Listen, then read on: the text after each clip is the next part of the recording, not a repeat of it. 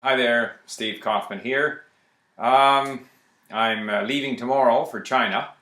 Today I had an easy day here in Vancouver. The weather it didn't rain, but it was overcast while I prepared myself.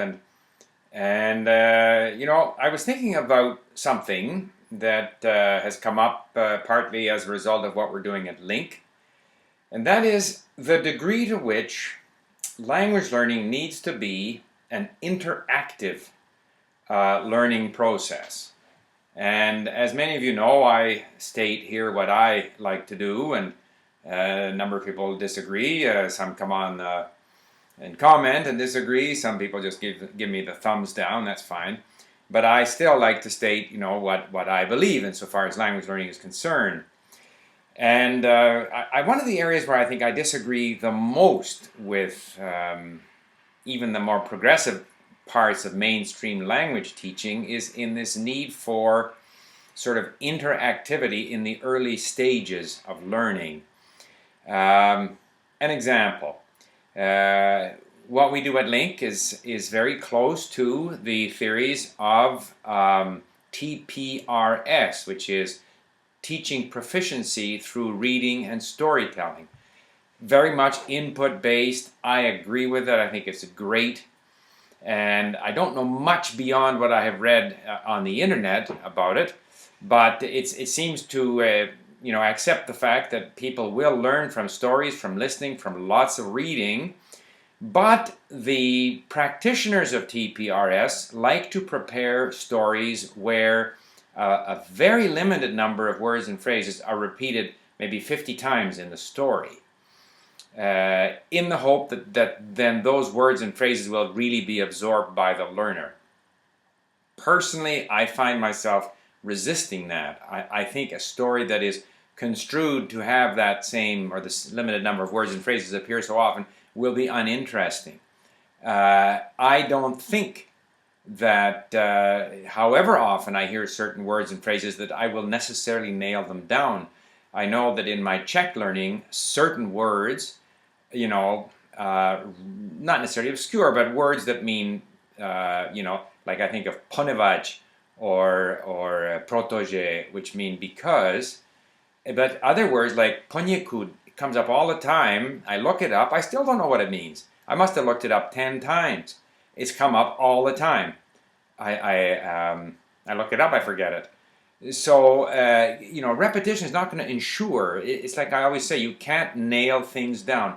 One day, for whatever reason, that word will fall into place and I'll be able to use it. In the meantime, every time I come across it, I have to look it up, even though I've come across it many, many times.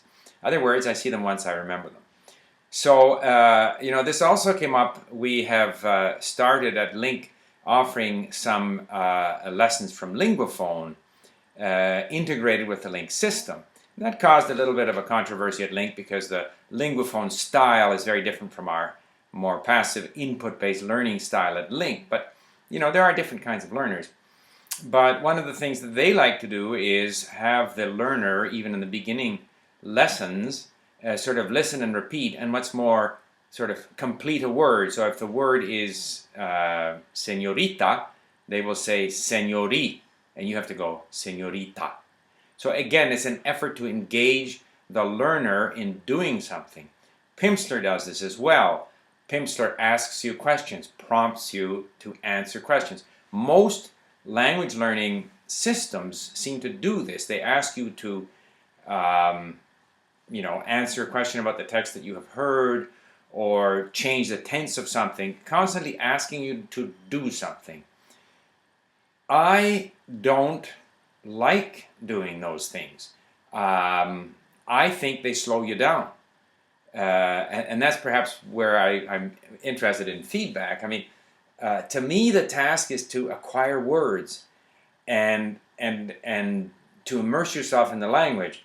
And the minute I'm asked to change the tense of something in a sentence, or to remember whether the lady, what she bought at the store, or any such comprehension questions, that just throws me off my track.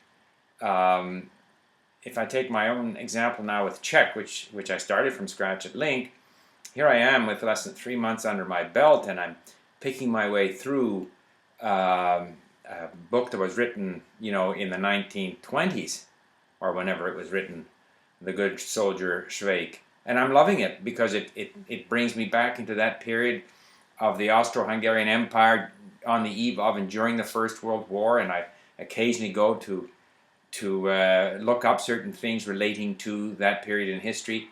I'm now at the point where I have another book on Czech history, which I'm reading away from the computer. So I can't import it into LingQ, unfortunately. There's lots of words I don't know, but I can still follow it. So I'm just passively ingesting the language, and tremendously enjoyable. When I go to speak, let's say in 3 or 4 months from now, I will have a tremendous vocabulary at my disposal. I don't need, it seems to me, in lesson 1 to repeat, proto-je, proto-je, or any such, word. I don't need to be prompted to start using the language in an artificial way. When I go to use it in a natural and meaningful way, I will struggle. And so the same also applies to, this shadowing, which is, and there are people who swear by this and say it's very effective. So I'm not saying that it isn't. I'm just saying that I don't find it to be the case. I have tried repeating after, or even some people like to read out loud, memorize, and these are all things that I just can't continue doing. I do a little bit of them just to try them out. It doesn't seem to have much effect. And I just revert back to my passive, call it passive learning. But when we are learning passively through listening and reading and reviewing words and phrases, this passive learning is a form of interaction. We are interacting with the language. We're interacting with words. We're interacting with meaning. We're entering this other language world, creating associations. Surely that's interactive. I'm not sure it's less meaningful interaction than being forced to, answer something on cue or finish a word or any of those other things that are, an attempt to engage us before we're ready to be engaged.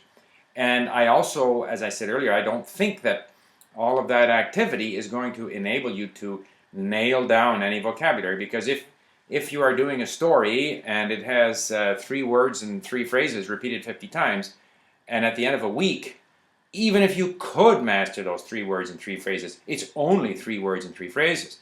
Besides which, I don't think you can master them.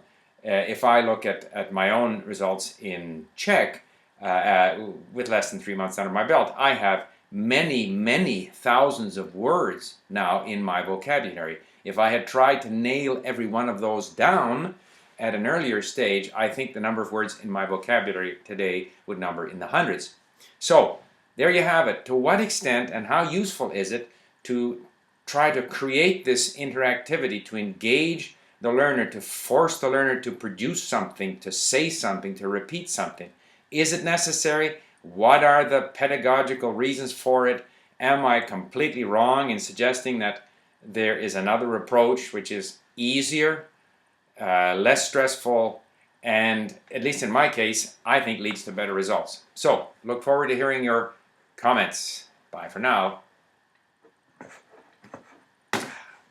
Now my mouse, I can't seem to, I'll try not to swear while this is going on here, because my mouse wanders into 2 screens and I had it not lined up, and here we go. So yeah, thanks for listening, and boy, computers.